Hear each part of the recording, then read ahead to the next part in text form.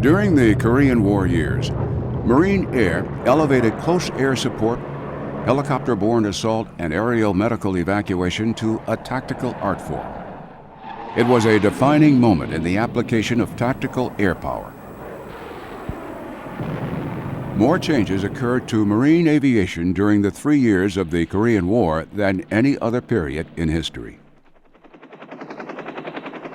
From the earliest days of carrier launchings to support the Marine fire brigades along the Pusan perimeter, the gull-wing Vought F-4U Corsair was the workhorse of the Marine Air Ground Team.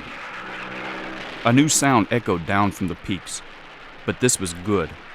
Marine Corsair fighter planes were circling high over the mountains, but then the Corsairs peeled off, diving to attack. Rockets whoomed among the crags. Wing cannons ripped off burst upon burst, and the enemy began getting his first taste of the hell that the Marines were soon to start shoving down their throats. During the critical breakout from the Chosin Reservoir, which is known to the Koreans as Chonjin, the saving grace for the Marines trapped along the frozen road came from the sky crowded with Marine attack and support planes. Lieutenant General Leslie Brown. The Chosin Reservoir thing was the proudest I had ever been of Marine aviators. Aviation's mood and commitment to that division, my God, it was total. There was nothing that would have kept them off those targets, nothing.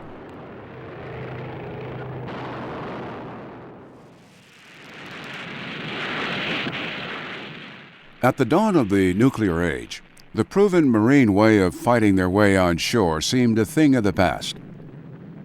In response, the Marines developed the doctrine of vertical assault, and the logistical nightmare of fierce fighting in Korea's mountainous terrain was perfectly suited for the first applications of an entirely new kind of flying machine, the helicopter.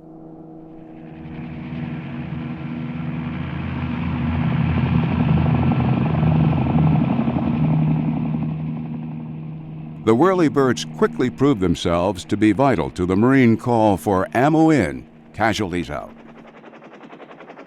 The helicopters are a godsend in this type of terrain, not only for reconnaissance but for supporting of combat patrols in mountainous terrain, for supply of food, water, ammunition, but also for the evacuation of casualties.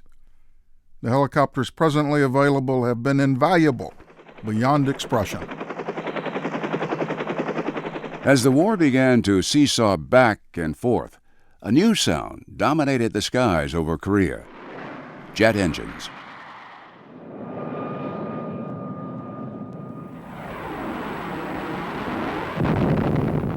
The new pilots were thrilled to be in a propellerless aircraft. It was like changing from a bow to a rifle. The Grumman F-9F-2 Panther was an attack pilot's dream. It could reach speeds of 600 miles per hour and altitudes of 50,000 feet. It was also a very formidable weapon, with its nose-mounted 20-millimeter cannon, 5-inch rockets, napalm pods, and 500-pound bombs. With the new jets came a new generation of heroes and aces. While always seeking improvements to their war-fighting tools, the Korean-era Marines were quick to recognize and apply emerging technologies into a variety of special-use aircraft.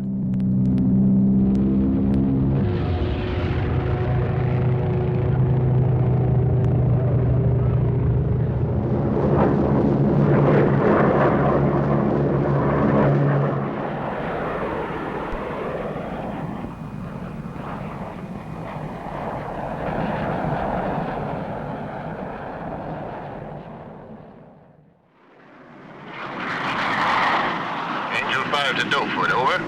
Dofoot to Angel 5, request fire on enemy column due north, your position. Angel 5 to Dofoot, receive your transmission, will proceed, over. In a letter to Major General Field Harris, the commander of the 1st Marine Aircraft Wing, Major General O.P. Smith, commander of the 1st Marine Division, best described the experience of Marine aviation during the Korean War era. During the long reaches of the night and in the snowstorms, many a Marine prayed for the coming of day or clearing weather, when he would again hear the welcome roar of your planes as they dealt out destruction to the enemy. A bond of understanding has been established that will never be broken.